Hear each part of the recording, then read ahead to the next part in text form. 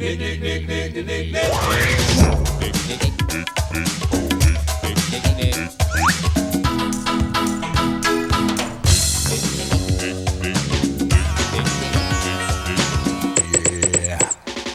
it.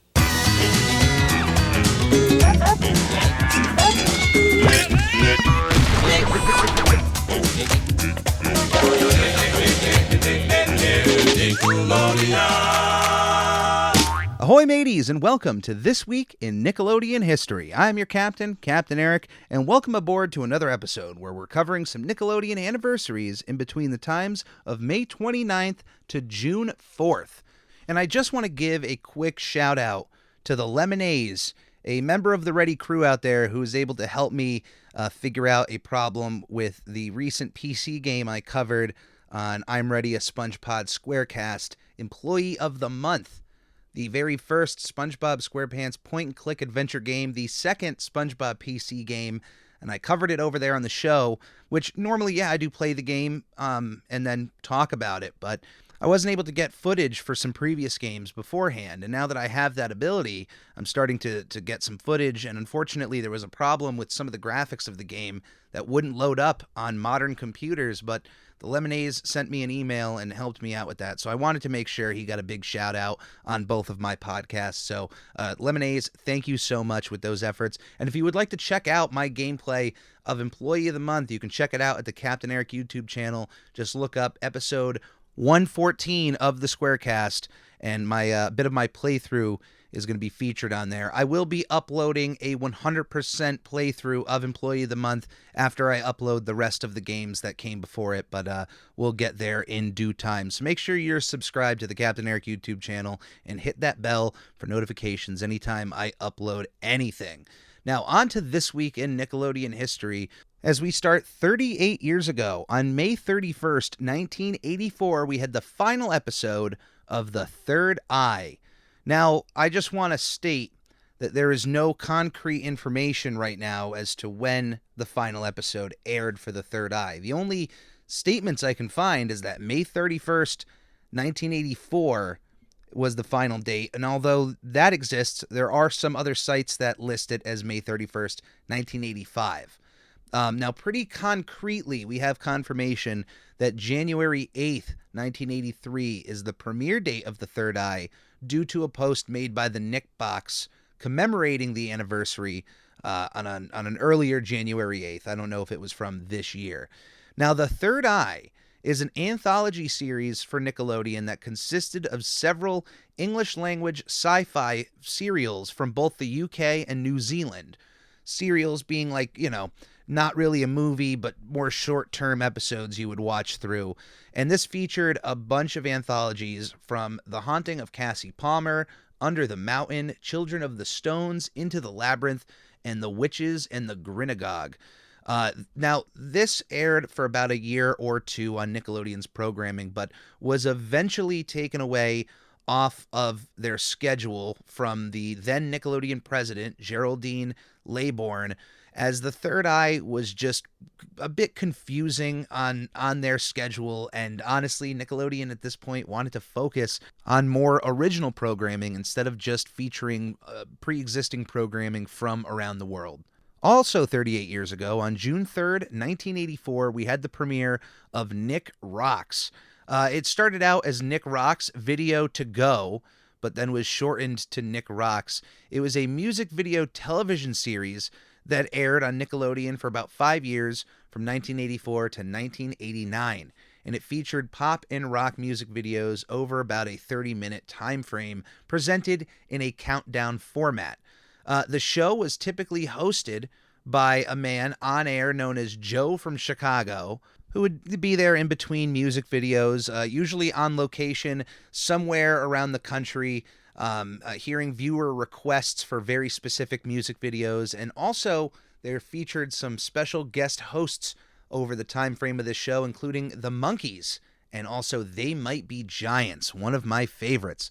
Now, when you remember that Nickelodeon is owned by the same company that owns MTV, it then makes complete sense as to why Nick Rocks would be created. They didn't really have to do much work to help get the licensing for a lot of those music videos. So I got to imagine that there's a nice handful of music videos that aired on both Nickelodeon and MTV. I mean, if they were featuring the Monkees, and they might be giants, and I got to imagine a few other acts that were MTV appropriate also aired as well. 1 year later, 37 years ago, on June 3rd, 1985, Turkey Television premiered on Nickelodeon.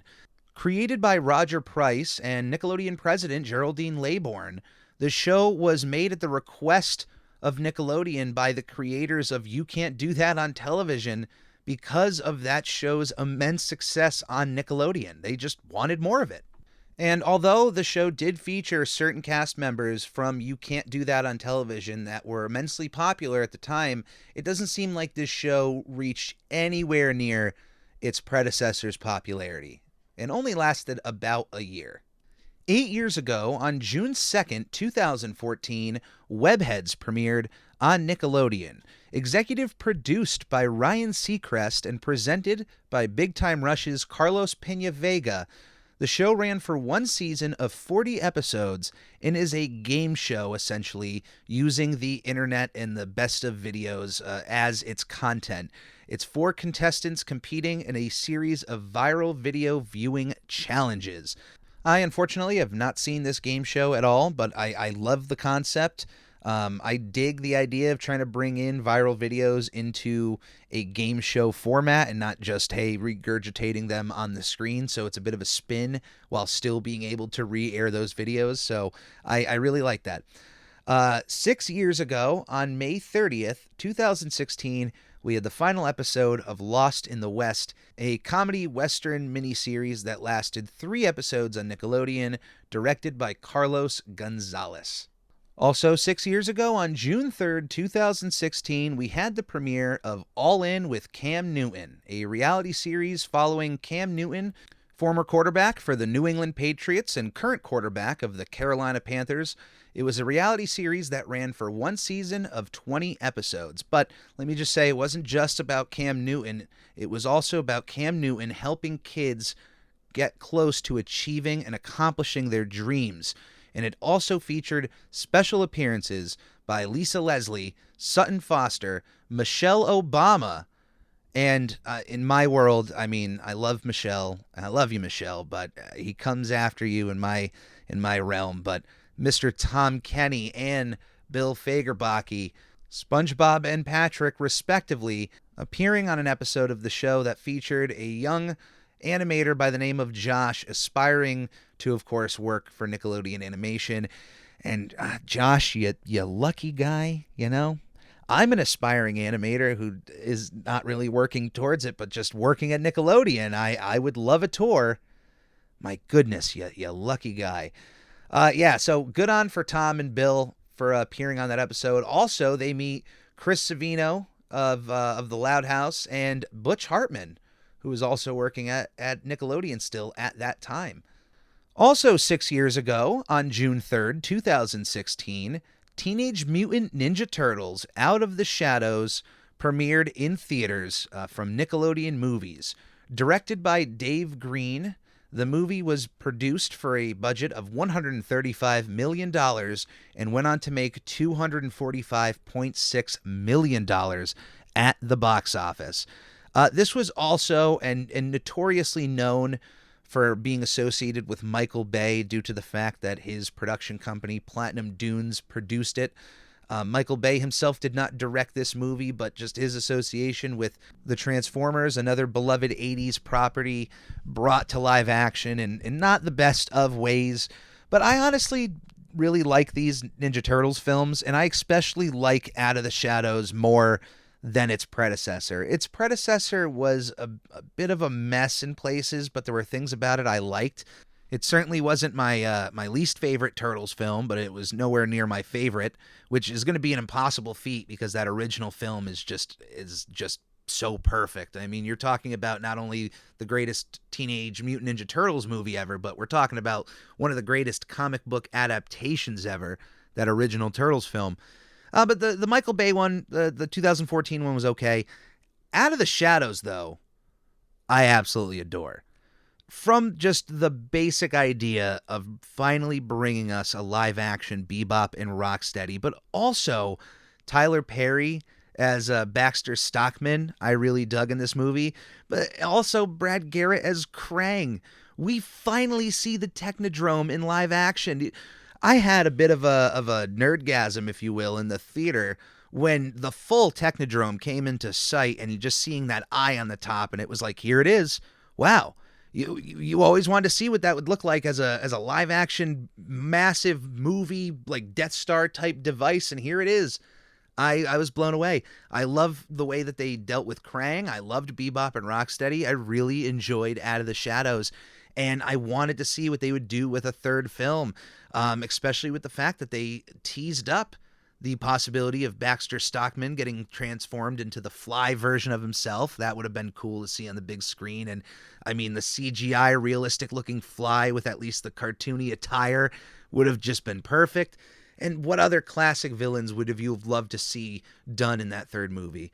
The Rat King being introduced would have been something I would have enjoyed. Shredder and Krang teaming up with the Rat King to try to get at Splinter. And I don't know. We unfortunately don't really get to know what happens because I don't know what they're doing with the Teenage Mutant Ninja Turtle films. I know that there's an animated version coming out, but as far as the live action ones are concerned, Out of the Shadows is the last one that we have for now, and it's a good one to end on. If you've never seen it and you were just weary about the turtles and the designs, let me just tell you, there's a bit of a fix in between 1 and 2. There's something about the redesigns in Out of the Shadows that fits better, and they just don't look as gross looking as they do in the first one. I know any still photos of the characters might look similar, but just in motion, and there's just something about them. There's differences that work. They made those designs work for that second movie.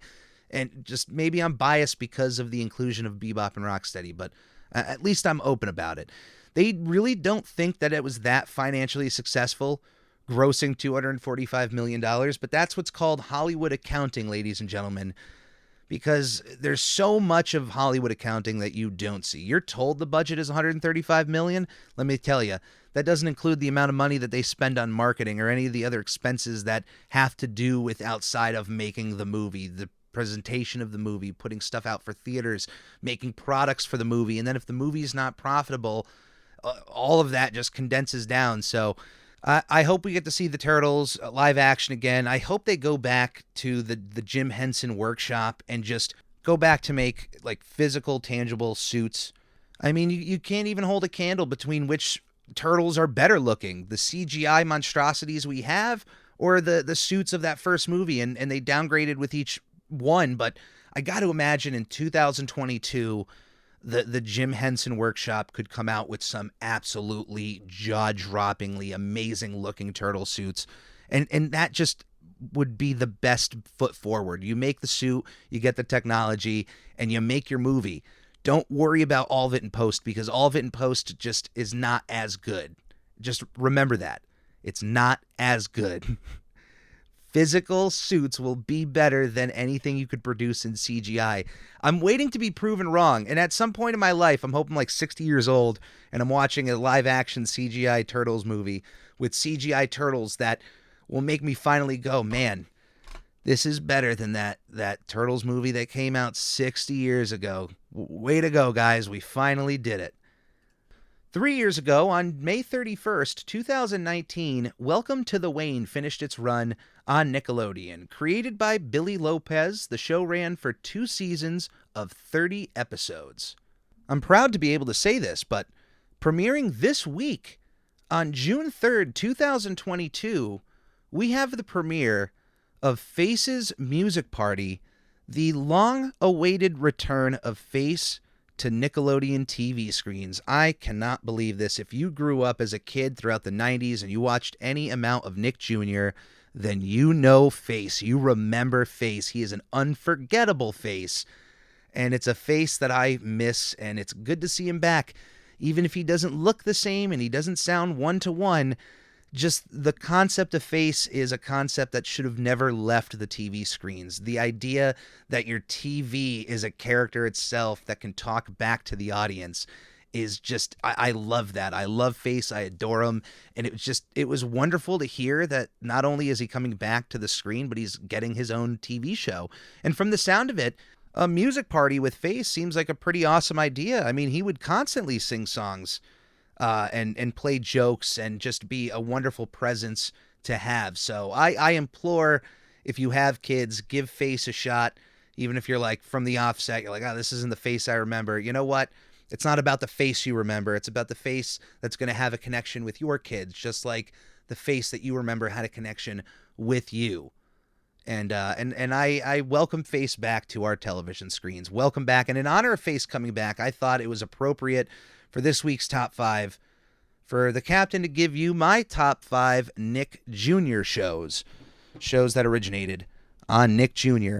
Now, this is a really rough criteria because it's just there's no way to really gauge when it comes to preschool shows their quality, because each one brings something unique to the table that I do think is important for a growing mind. On your average day of Nick Jr., you could have shows that deal specifically with math, shows that deal specifically with creativity, shows that deal with critical thinking, and, you know, each one in their own way is important. So when it comes to this list, this is just, if you were to ask me, hey, you have to pick 5 Nick Jr. shows to watch right now. Somebody has me hostage and I have to pick. These would be the shows in this order I would choose. Number 5, Gullah Gullah Island. I have a lot of love for Gullah Gullah Island. It seemed like the coolest place to go. I wasn't really the biggest fan of the beach, but man, did I really want to visit this island and hang out with some of the coolest people I can remember. People that I would absolutely just run to and open arms with right now. Ron and Natalie Alston, who were not only the creators of the show, but were the stars and just seemed like the most welcoming people on television, you know, beyond anybody who was on Sesame Street. Honestly, some people on Sesame Street felt like actors, where Ron and Natalie here just felt genuine, and I loved that. And look at this. I'm not even talking about the Binya Binya frog. And you would think that him being the mascot, I would rave more about him, but it was just honestly Ron and Natalie's presence on my television screen that was comforting. It made me feel welcomed. And like I said, I just wanted to visit the island of Gullah Gullah. I just wanted to be there. I wanted to party and hang out, yes, with the Binya Binya frog, but I loved that place. I loved its environment, and I think it's still a show that would still work. You could just rerun those episodes today and that show would still work. Number 4, the one, the only, Lazy Town. It was a show that I bonded with my brother over as he was growing up. He was born in 2004, and as he was growing up, the big show on Nick Jr. at the time was Lazy Town, so it was a show that we both got to enjoy. And man, one piece of like kudos I could give to a preschool show is if you have some catchy music involved. And let me tell you, there's some catchy songs in Lazy Town, specifically You're a Pirate, but then let's not forget We Are Number One, the biggest meme hit of Lazy Town's history. Although maybe You Are a Pirate is the most legendary one. Either way, both songs sung by Stefan Carl Stephenson, I believe that's how you pronounce his name, but his portrayal of Robbie Rotten is 110% why this show is on this list and why I adore Lazy Town so much. All kudos to Magnus Sheeving, the creator of the show and also the star as Sporticus, does some absolutely incredible work, and for all of that to come out of his head. And honestly, I implore you, if you're a fan of Lazy Town and never really looked into its history, go and watch the trajectory of that show, starting out as a stage show, moving on to an even more close to the television version of the stage show. Then you can see where they came up with some of the characters that would then make their way to the TV, and then they included the puppets for the TV. It's bonkers. Like, even go watch the first version of Lazy Town. It's in its first introduction, where there's no puppets. you can see like Ziggy is still a character eating candy, but then everybody else is off and different, and it's wild. But this man has been working on this show for decades, it seems, and it was finally great to see it in its full truest form appear on Nickelodeon. And Robbie Rotten was just an absolutely amazing character to watch, and Stefan's performance of him, along with all of the songs he sang, was just legendary. It's stuff of legend. Absolutely love Lazy Town, and I, like I said, just the connection I have with my brother there, I'll always adore. Number 3 on the list might be a bit shocking to some, given that out of almost all of the Nick Jr. shows, this might be one of the tamest ones, and I mean. Yeah, I'm even talking tamer than Gullah Gullah and Lazy Town. But I'm talking about Little Bear, the television series created by Elise Homeland Minarek and also illustrated by Maurice Sendak, is a show based off of a line of books by both of those creators. But the show is just a treat and delight of my childhood. The words that I can use to describe Little Bear are calm and honestly needed. And when I say that, it just feels like shows like Little Bear came to me at points in my life where I maybe needed a show to kind of take it easy, where it didn't need to be on the gas pedal and just shoot story and jokes at you all the time, that it was okay to just slow down a little bit, breathe in the fresh air, take in the scenery, watch the show. And it was a show that just I never turned the channel away.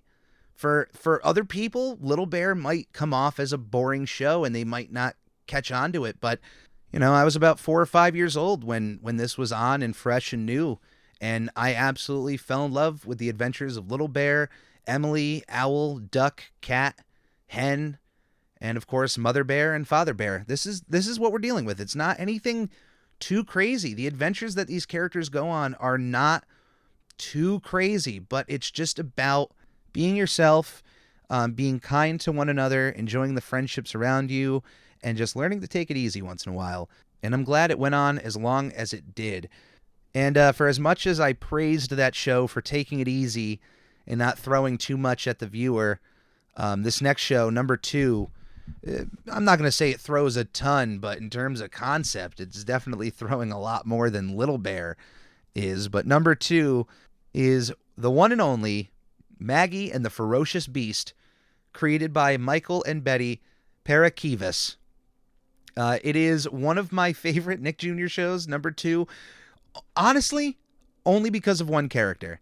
As much as I love Maggie and I love the character of Hamilton, the show that ran for 3 seasons of 39 episodes has my undying love because of the Ferocious Beast, voiced by Stephen Ouimet, who also voiced Beetlejuice in the animated series, is one of my favorite animated characters. Not my top 10, but just one of my favorites. I have a special place in my heart for the Ferocious Beast and his iconic "Great Googly Moogly" line. I don't know why as a kid, but whenever he said that, it made me laugh. Now I don't like it. Doesn't make me laugh hearing it. If somebody says it, I don't, uncontrollably burst out into laughter. But when I was a kid, for some reason, when this big monster said "Great Googly Moogly," I just laughed. I don't know why. And it created a core memory enough for me to put Maggie and the Ferocious Beast as my number 2 on this list. But I'm sure if I threw a poll out there, if you could guess what my number 1 would be, this would probably be the top voted answer. But my number 1 favorite Nick Jr. show is, of course, Blue's Clues, the one and the only, back on our screens again after all these years with Blue's Clues and You. Blue's Clues is an absolutely unforgettable show with a live-action Steve in a world of cartoon characters where his soap and his alarm clock talk, and he constantly is playing a game of hide and seek with his dog in their way of communication.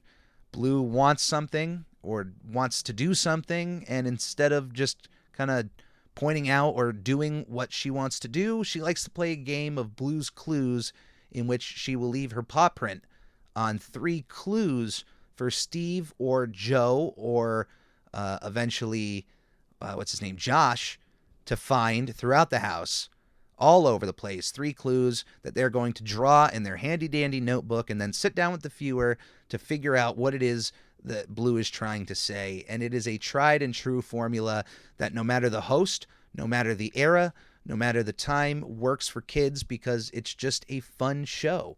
It's fun and inviting, and let me tell you, I've watched some episodes of Blue's Clues on Paramount Plus, not in terms of like, I'm going to sit down and seriously watch this, but even just having friends over, like, hey, let's just throw this on in the background. If you're having a couple of drinks and you throw on an episode of Blue's Clues, it's still, it talks down to preschoolers, but it is still a quality show. Even the old show, if you have kids, Steve and Blue and The Adventures of Joe and Blue are still worth your time, and I adore it to this day. But that is going to be this week in Nickelodeon history. Thank you for joining me. I really appreciate it. If you have any Nickelodeon-related questions or any general questions for myself, you can reach me, Captain Eric, at nickelodeonhistory@gmail.com. You can also follow me on Twitter at I'm Ready Podcast and on Instagram at SpongeBob Podcast. Please check out my other podcast, I'm Ready, a SpongePod Squarecast, dropping every Wednesday on most major podcasting platforms. And don't forget to subscribe to the Captain Eric YouTube channel, where you can also click that bell to be notified whenever the Captain puts something out. You can also purchase new and updated merch at the Redbubble link, either in the podcast description or from the link in any of my socials. Anything that comes in through my projects goes directly back into my projects, and it is always appreciated. As always, please stay safe out there, be kind to one another, and come aboard again to another This Week in Nickelodeon History. On the Lord Hut, here a hut, Nick. On the Lord Hut, here a hut, Nick, Nick. On the Ricky Ticky Low, while living #1 Nickelodeon.